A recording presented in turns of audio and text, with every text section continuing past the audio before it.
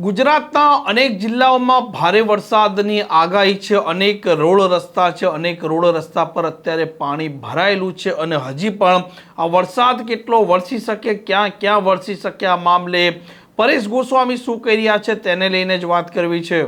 વૈષ્ણવજન તો તેને કહીએ જે પીડ પરાઈ જાનાને રે। નમસ્કાર, આપ જોઈ રહ્યા છો નવજીવન ન્યૂઝ અને હું છું આપની સાથે તોફિક ગાંચી। ગુજરાતમાં જે પ્રકારે અત્યારે સાર્વત્રિક વરસાદ વરસી રહ્યો છે, પરંતુ આ વરસાદમાં અનેક એવા જિલ્લા છે તે રેડ એલર્ટ છે અને આ જિલ્લાઓને લઈને પણ વહીવટી તંત્ર તે અત્યારે એલર્ટ મોડમાં છે અને ભારે વરસાદ તારાજી સર્જી શકે, કોઈ અતિવૃષ્ટિના કારણે કોઈને જાનમાલનું નુકસાન ન થાય તે માટે પણ ગાંધીનગરથી સતત દિશા નિર્દેશ આપવામાં આવી રહ્યા છે અને હજી પણ ક્યાં વરસાદ વરસી શકે, શું છે હવામાનનો અત્યારે માહોલ, તે મામલે જ આગાહીકાર પરેશ ગોસ્વામીની માહિતી અને તેમની વિગત પણ સામે આવી છે।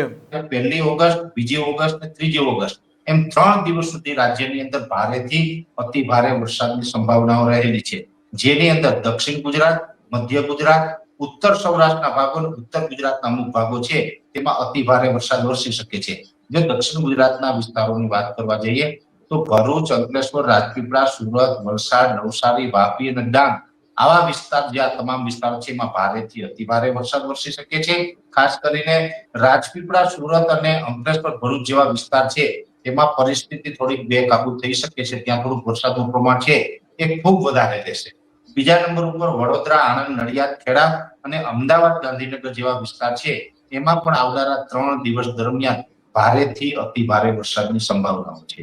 સૌરાષ્ટ્રના વિસ્તાર છે જેમાં ઉત્તર સૌરાષ્ટ્રના ભાગોમાં મોરબી, સુરેન્દ્રનગર, બોટાદ અને ભાવનગરના વિસ્તાર છે એમાં ભારેથી અતિ ભારે વરસાદ વરસી શકે છે। રાજકોટ, જુનાગઢ, અમરેલી, ગીર સોમનાથ જેવા વિસ્તાર છે તેમાં મધ્યમથી સારો વરસાદ પડશે।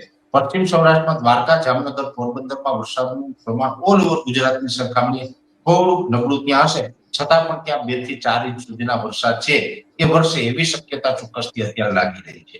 એ સાથે કચ્છ જિલ્લો છે તો કચ્છ જિલ્લામાં પણ સાર્વત્રિક ઓલ ઓવર કચ્છમાં વરસાદ પડવાનો છે, પણ કચ્છ જિલ્લામાં પૂર્વ કચ્છ, જેમાં ખાસ કરીને ભુજ, ભચાઉ અને રાપર તાલુકો છે, આ 3 તાલુકાની અંદર તીવ્રતા વધારે રહેશે। બીજા વિસ્તારમાં પણ મધ્યમથી સારો વરસાદ વરસી શકે છે। એવી જ રીતે ઉત્તર ગુજરાતમાં પણ વાવ, થરાદ હોય, પાટણ, મહેસાણા હોય, સાબરકાંઠા, બનાસકાંઠા છે, અરવલ્લીના ભાગો છે, તમામ વિસ્તારની અંદર સાર્વત્રિક વરસાદ થવાનો છે। તો આ સિસ્ટમ છે એ સાર્વત્રિક વરસાદનું રાઉન્ડ લઈને આવી રહી છે। ગયા અઠવાડિયે પણ જે રાઉન્ડ આવ્યો હતો એ પણ ઓલ ઓવર ગુજરાતમાં સાર્વત્રિક રાઉન્ડ હતો, અમુક જગ્યાએ ભારેથી અતિ ભારે વરસાદ પડ્યો હતો। ગયા રાઉન્ડની અંદર લગભગ 96-97% વિસ્તારને વરસાદનો લાભ મળ્યો હતો। એવી જ રીતે આ સિસ્ટમની અંદર પણ લગભગ 3 ઓગસ્ટે રાત સુધીમાં 95 થી 96-97% વિસ્તારને સારા એવા વરસાદનો લાભ મળશે।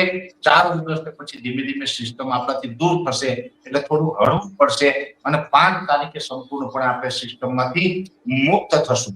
પણ એક વાત ચોક્કસ છે કે મધ્ય ગુજરાત, દક્ષિણ ગુજરાત અને ઉત્તર સૌરાષ્ટ્રના જે વિસ્તારો છે આ વિસ્તારોમાં ભારેથી અતિ ભારે વરસાદની શક્યતાઓ છે। આ પ્રકારના સમાચાર માટે નવજીવન ન્યૂઝ ચેનલ સાથે જોડાયેલા રહો। નમસ્કાર।